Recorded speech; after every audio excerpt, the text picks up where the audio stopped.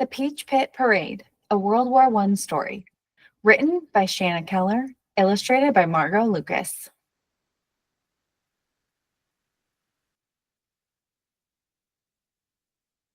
Polly felt everything change when the whole world got into a fight, a big fight. In 1914, the First World War started in Europe. People called it the Great War. 3 years later, it spread like a plague to America. When Polly's father joined the army to fight with the Allied forces, he sailed across the Atlantic Ocean all the way to France. Food was scarce. Most of it was sent to the Allied soldiers fighting overseas. When the United States School Garden Army was created, Polly's mother, along with many others, planted a garden, not just any garden, a victory garden. Because of food shortages, people got creative and came up with the idea to have meatless Mondays and wheatless Wednesdays. Even their Sunday family drives, which had always been done for fun, were put aside to save fuel. Polly didn't miss the drives. She missed her father. The Great War cast a heavy shadow over America. It was a heaviness Polly felt in the pit of her stomach, one that wouldn't go away. Parents tried to explain it. Teachers tried to explain it. It's the biggest event in our history, and it involves every single adult, every single boy, and every single girl, Miss Jennings said to Polly's class. Then she read a note written by Herbert Hoover, head of the United States Food Administration, in the National School Service newsletter. This is the people's war. They, we, must participate in it in every way that can be devised. Polly learned something new about the war every day.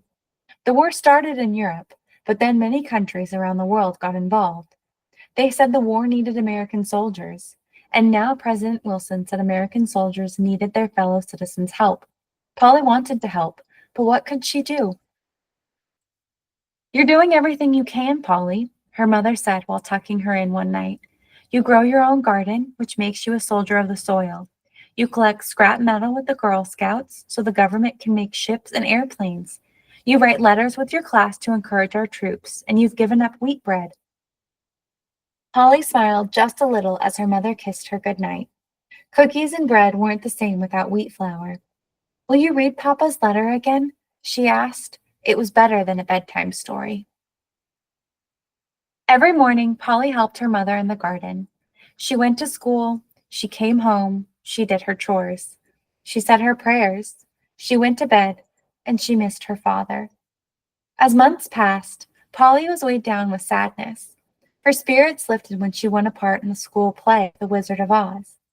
Instead of selling tickets to the play, Polly and her classmates sold war savings stamps. Miss Jennings said the money raised from the stamps would be used by the government to replace soldiers' uniforms, repair helmets, and buy fuel for tanks and aircraft. Will it be enough? Polly wondered. Will Papa come home soon? One day, Miss Jennings shared upsetting news with the class. Some of the weapons being used in the war included chemicals that hurt soldiers' breathing and eyesight.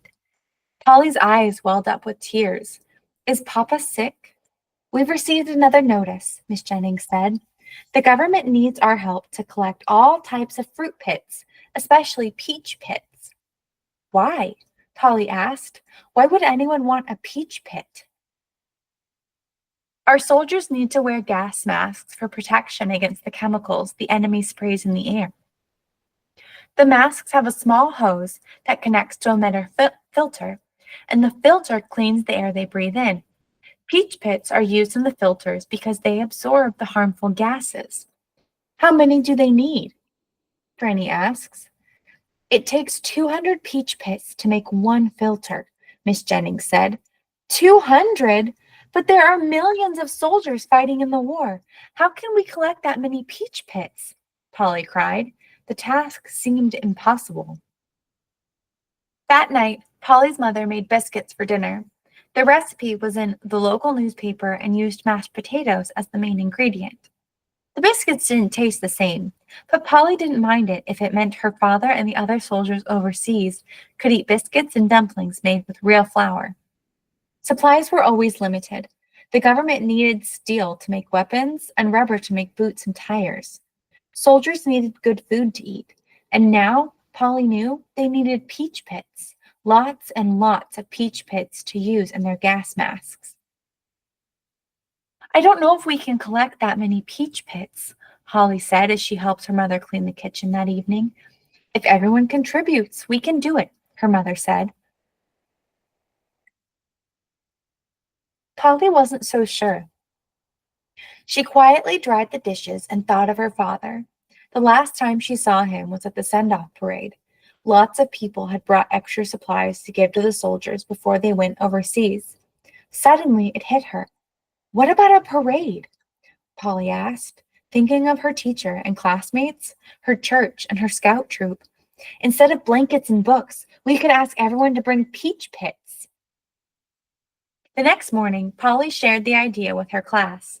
That's a wonderful suggestion, Miss Jennings said. Class, let's get to work.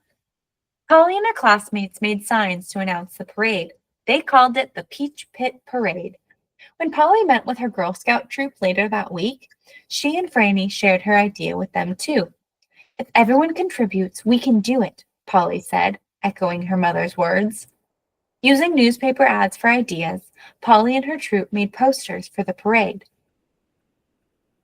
It seemed like everyone helped. Neighbors told their friends told their families told their scout troops. The newspaper even placed a notice for free and included a map of the route. Polly was nervous but excited on the morning of the parade. She and her classmates lined up with their wagons behind the school. They had brought empty jars from home. They brought baskets and buckets, all waiting to be filled. The girls from her scout troop played their flutes and banged their cymbals. And with a wave of a flag from Miss Jennings, Polly led the way. She held her poster high as she pulled her little wagon along. The children passed the school first. Holding their own buckets and baskets, dozens of teachers, parents, and other students dumped their peach pits into Polly's wagon. The children marched by the bakery. The baker had a lot of pits to donate. They passed the mechanic shop, the bank, the hotel, and the gas station. They paraded by the firehouse and the post office. The streets were filled with people. They waved their flags high while the little band played. When the children crossed into the grocer's parking lot, they had to stop. To Polly's surprise, Girl Scout troops from near and far had lined up. They cheered her on as they emptied cup after cup of peach pits into the wagons. By the end of the day, every wagon, bucket, basket, and barrel was filled with pits. How many masks do you think they can make with all of this? Polly asked. Hundreds, Miss Jennings said. Polly's smile shone brighter than the sun. In that moment, she felt as if the cloud of war had cleared away. Polly finally felt like she was doing all she could, and she couldn't wait to write to her father about the Peach Pit Parade.